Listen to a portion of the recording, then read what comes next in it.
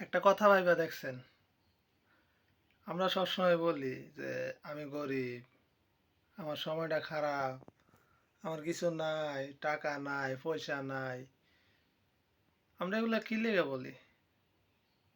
এগুলো বলার কারণ হচ্ছে আমরা না শুকর শুকর আদায় করি না। যে বান্দার অন্তরে শুকরিয়া আদায় করার ইয়ে নাই, সে সব এই ধরনের কথা বলে। কি বলবেন? এটা কি শিক্ষার কম আছে? না, শিক্ষার কমতি নাই, সুশিক্ষার অভাব আছে। সুশিক্ষা,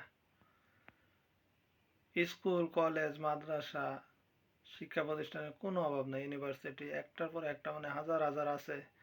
এমন কোনো জায়গা নাই যে শিক্ষা বা বিদ্যাপীঠ নাই, শিক্ষা প্রতিষ্ঠান নাই। তাহলে শিক্ষার অভাব কেন? শিক্ষার কোনো অভাব নেই, অভাব হয়েছে সুশিক্ষার। সুশিক্ষা থাকলে কখন এই ধরনের কথা কেউ বলতো না।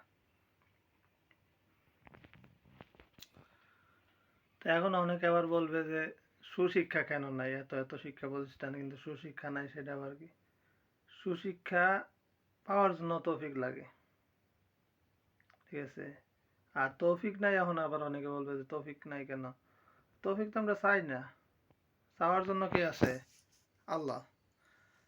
আল্লাহর কাছে চাইলেও পাওয়া যায়, না চাইলেও পাওয়া যায়, ঠিক আছে? এরপরেও কিন্তু আমরা আল্লাহর কাছে চাই না, অমুকের কাছে তমুকের কাছে, চেয়ারম্যান, মেম্বার, এই সে মন্ত্রী।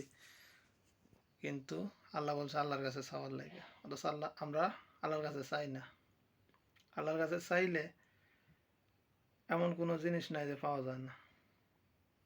আর যে অন্তর আল্লাহর কাছে এটা বিশ্বাস করে মনের মধ্যে যে আল্লাহর কাছে চাইলে পাওয়া যায়, ওই অন্তর কখনো না শুকর হয় না। ওই অন্তর শুকর করে, যা আছে তা নিয়ে আলহামদুলিল্লাহ বলে। আর যখন আপনি আলহামদুলিল্লাহ বলবেন, তখন যেটা না আওয়ার আছিল ওইটা আসা শুরু হয়ে যায়, বরকত আরো বাইরে যায়। সবসময় যদি কমপ্লেন করতে থাকেন বা কমপ্লেন করতে থাকি যে আল্লাহ এটা নাই কেন, ওইটা নাই কেন, এটা কখন পাবো, ওইটা কেন নাই, তখন কি হয়? যা আইতেছিল তাও বন্ধ হয়ে যায়, তাও আর আসে না, বরকত কমে যায়, রহমত কমে যায়। এই জন্য শুকরিয়া আদায় করা অত্যন্ত জরুরি।